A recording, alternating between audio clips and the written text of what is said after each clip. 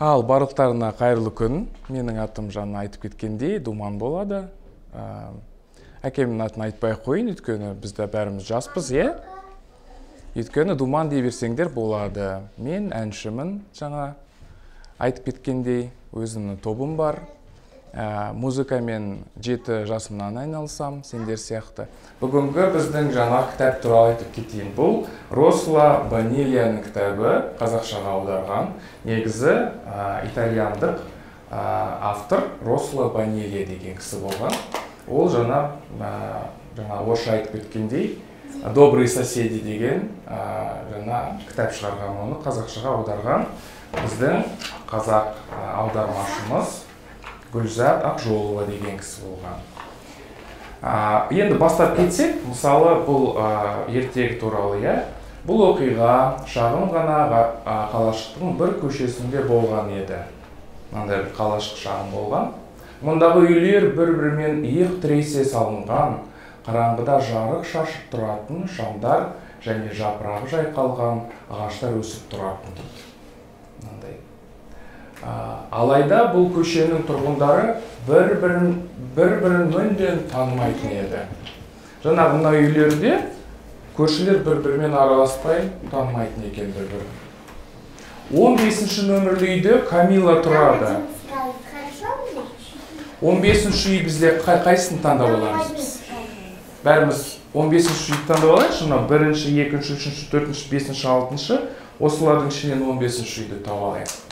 Қайсын табамыз мысалы. Мына жерде жазулар жоқ, өзіміз таңдаймыз әрбір үйді. Кән көрейік.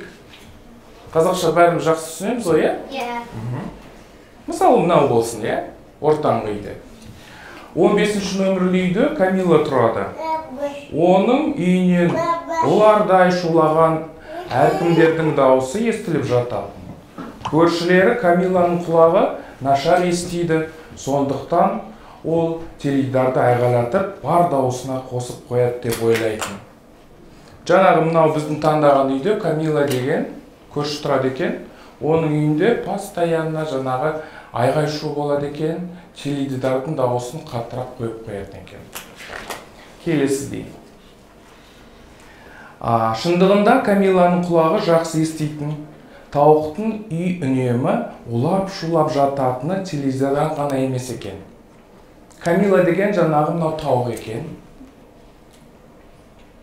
Ол жаңағы 15-ші үйде тұратын, айтып кеттік, е? Камиланың балғандай 10 баласы бар болатын. Асыр салып, ойнайтын бүлдіршіндер үйдің астан кестесін шығаратын екен. Қазақта айтады ғой, үйлі,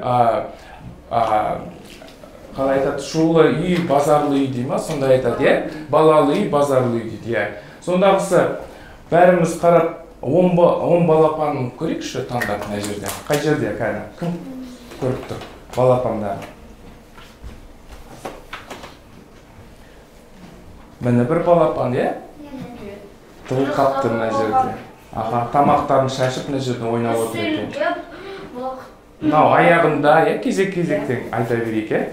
Мынау аяғында екінші қолымызды бүйтіп алайық. Дастарханда. Дастарханда. Қанша? Екеу ма? Біреу ма? Екеуі.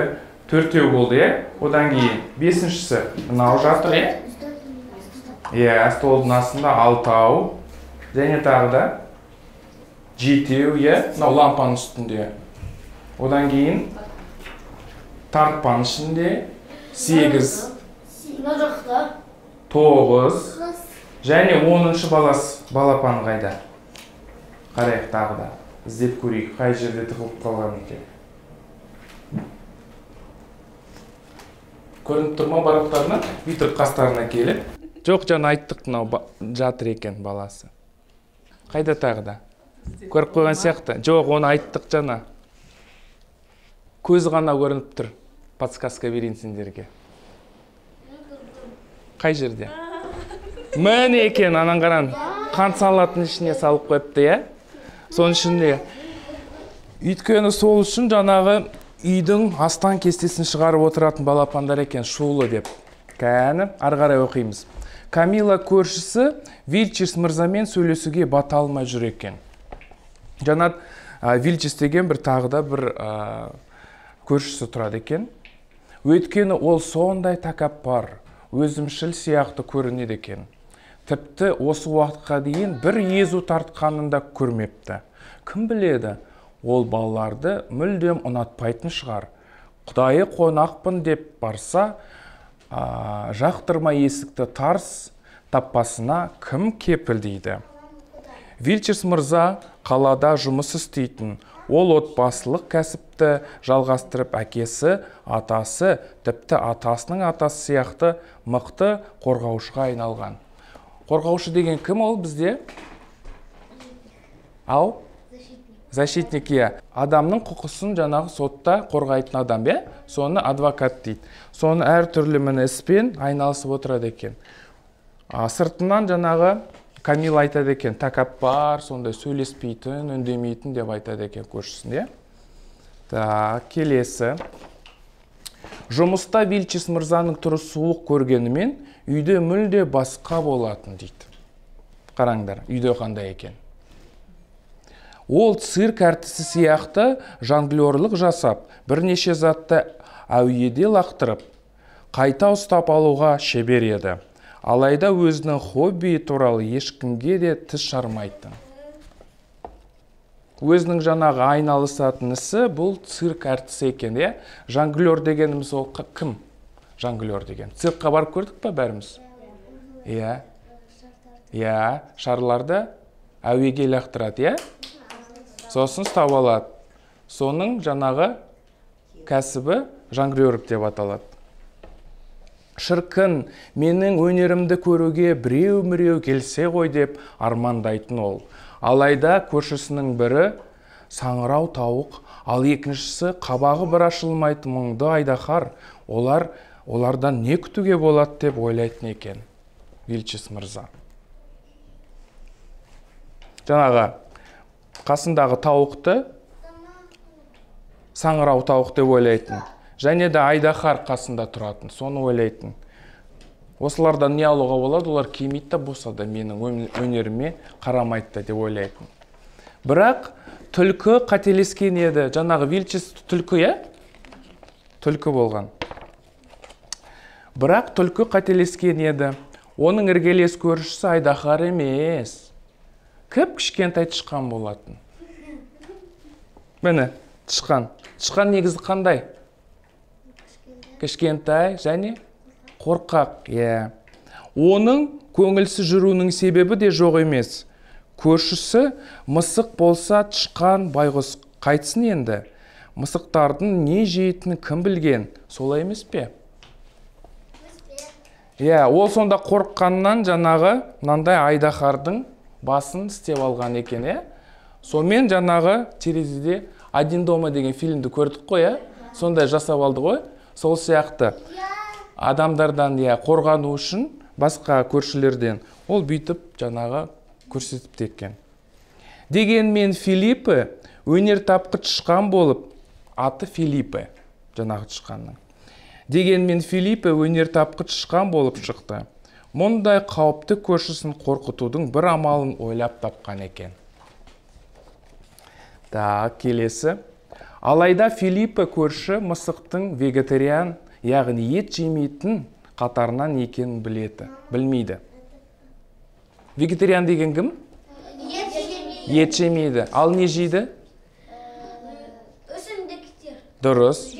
Жеміс-жидектер. Тағы? Дұрыс, жеміс-жидектер, соны жейді екен, бірақ та еттен түк жемейді екен, Балықтың етін де жемейді, тауықтың да ешкімнің.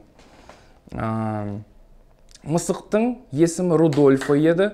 Ол бәрінен де карта ойнағанда, жастықта ілмейтін тыс тоқып, жеміс-жидек өсірген жақсы көретін екен. Рудольфоның ұялшақ болғаны сондай, көршісімен амандасуға да батпапты. Расымен ашушаң әрі қорқынышты айдаһардың мазасын алып несі бар? Ол ойлаған ғой, айдаһар өте қатал, сондай, ашушаң деген сияқты. Сол себеппен де сөйлесуге де амандасуға да батпаған. Міне мынандай деген Рудольфа деген мысық тұрады екен, жаңағы тышқанның қасында. Біздің Рудольфаның жақсы көретін істері қандай болған? Кім айтады? Жемшідек. Иә, жемшідек отырғызу, иә, асырау деген сияқты. Сосын? Иә, ілмекпен тіс тоқып, иә? Сондай жаңағы жақсы көретін істер болатын. Көшенің арғы бетінде данышпан ғалым Матильда Торай тұратын. Ол күні-түні дамыл таппай өз гаражында неше түрлі роботтармен таңғажайып құрылғылар жасап шығарады. Матильда тек роботтармен сөйлеседі, өйткені сырласатын досы жоқ. Ол көрші үйге барайын десе, үнемі құлыптауды тұрады. Онда ешкім тұрмайтын шығар деп ойлайтын. Мынандай тағы да бір көршісі, бұл Матильда Торай. Торай деген кім бізде? Иә, пятачок дейміз ғой, иә? Торай дейді ондай қазақша. Иә, кішкентай шошқаның баласы дейміз, иә? Ойлағандай бұл үй қаңырап бос тұрған жоқ. Бар гәп мынадай еді. Пакита ханым басқа күлер сияқты күндіз ұйықтап түні бойы интернетті шарлап кететін. Ол түрлі жаңалық оқып, сүйікті ойыны солитерді сағаттап ойнағанды жақсы көреді екен. Тағы да бір көршісі, бұл Пакита деген үкі, ойнап отырады екен. Пакита тіпті пердені ашуды да ұмытып кететін екен. Сондағысы қасындағы көршілер ойлайтын, бұл үйде ешкім тұрмайды деп. Ал жоғары қабатта алып адам Пеппе тұрады. Оған ешкім қонаққа келмейтін. Пеппенің ойынша алыптардың бәрі қорқады. Ол себепті ол үйінен бір қадамда аттап шықпайды екен. Міне мынандай өсімдіктің үстінде Пеппе деген мынандай алып адам тұрады екен. Мынандай алып адам. Кітап дегенде Пеппенің шығарға жаны бөлек. Оқыған кітабын бірге талқылайтын, өзі сияқты кітапты жақсы көретін жандар болса деп армандайды екен. Пеппе өзінің жеке кітап клубын ашқысы келеді. Ең дұрысы екі клуб ашса, бірінде саяхат туралы кітаптарды талқыласа, ал екіншісінде қаһармандар жайында сөз таластырар еді. Ол ер жүрек қаһармандар туралы әңгімелерді сүйіп оқитын. Көп оқитын, мысалы, мынау Пеппе деген жаңағы алып адам екен. Далаға шықпайды, ешкіммен араласпайды, тек қана кітап оқиды екен. Так, ары қарай кеттік. Қырсық шалам десе, бір сәтте деген бір күні Пакита ханымның компьютері істемей шықты. Сұмдық-ай сұмдық деп ол бар даусымен айғайлап көшені басына көтерді. Оның даусынан естіген Матильда таң тамаша болды. Демек көрші үйде біреу тұрады екен ғой деп даусын естіпті. Матильданың қолынан бәрі келетін Пакита ханымның компьютерлерін әп-сәтте жөндеп беріпті. Матильданың компьютерін жөндеген болатын. Бұған риза болған үкі Матильданы тәтті бәліштермен шай ішуге шақырады екен. Бұлай көрсетейік, Пакита ханымға бәліш пісіру үшін жұмыртқа керек болды да, ол өмірде бірінші рет жоғарғыда көршісінің қоңырауын соқты. Есікті ашқан алып Пеппе олардың өзінен қорықпайтынын көргенге қуанып кетті. Сөйтіп Пакита Пеппені де қонаққа шақырып, Матильда үшеуі бірге шай ішті дейді. Көрдіңдер ма? Үкінің жаңағы сынып қалған компьютердің арқасында жаңағы Матильдамен көріскен екен. Одан кейін жаңағы Пеппе де дауыстарын естіп астына түсіп амандасыпты дейді. Келесі. Камила терезеден көршілердің бірге шай ішіп отырғанын көріп, қатты таңғалды. Ешқашан күлмейтін көршісі Вильчис мырзаға мен де кіріп шықсам қайтер екен деп ойлайды. Бәлкім, ол өзі ойлағандай тәкаппар емес шығар деп ойлайтын.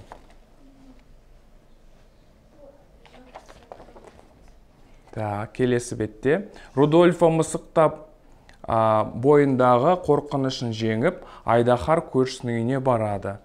Мына қызықты қараңыз, көршісін Айдаһар деп жүрсе, кәдімгі тышқан екен, сөйтіп екеуі тез достасып кетіпті. Жаңағы мысық жаңа тышқанның үйіне барып, көреді екен, Айдаһар емес екен, е? Содан бері бұл көшеде не бір қызық оқиғалар болды дейді. Міне, бәрі танысып бірге отыр екен. Ет жемейтін мысықтың Instagram парақшасы дұрыс тамақтануды ұстанатындар арасында танымал болып шыға келді. Бәрі де шығармашыл Филиппенің арқасы. Мынандай міне Instagram парақшасының жаңағы ет жемейтін мысық деген неше түрлі қызықтарды салатын бопты. Instagram бар ма сендерде? Кімде бар Instagram? Неше түрлі қызық саласыңдар ма? Неше түрлі жаңалық оқимыз, е?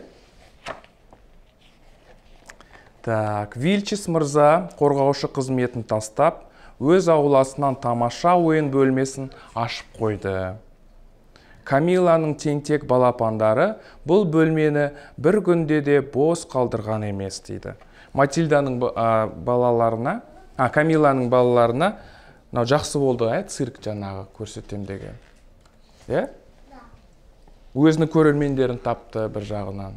10 баласына цирк күнде көрсетеді екен. Өзінің қорғаушы жұмысын тастапты, дейді. Енді Камиланың қолы босап, бұрынғыдай көп кітап оқи бастады. Мұның бәрі Пеппенің және оның керемет кітап клубының арқасы. Жаңағы енді Пеппе балаларын жаңағы циркке апарып, өзі кітап оқитын болыпты. Камила, Пеппемен бірге. Рудольфо болса Пакитаға виртуалды достан көрі шынайы доспен бірге уақыт өткізудің әлде қайда қызықты екенін көрсетіпті. Бір жағынан дұрыс, виртуалды достардан басқа бізде шынайы дос жақсы екен, бір-бірімізбен араласып, деген сияқты көрісіп, далада ойнап, кітап оқып бірге, кітапханаға барып деген сияқты, сонымен өткізген дұрыс екен. Ал Матильда мұның бәрін бейне камераға жазып алып, көшелеріндегі таңғажайып оқулар туралы фильм түсірді. Бұл фильмге көршілер деп ат қойыпты. Қысқаметражды фильм әлемнің түкпір-түкпіріндегі кинотеатрларында көрсетілді. Әлемнің кез келген қаласындағы бір-бірімен мүлде араласпайтын көршілердің әлі де бар екені рас. Сондықтан бұл фильмнің оларға ой салары сөзсіз, дейді. Осымен жаңағы біздің ертегі көрші ер деген бітеді, шапалақтарымыз.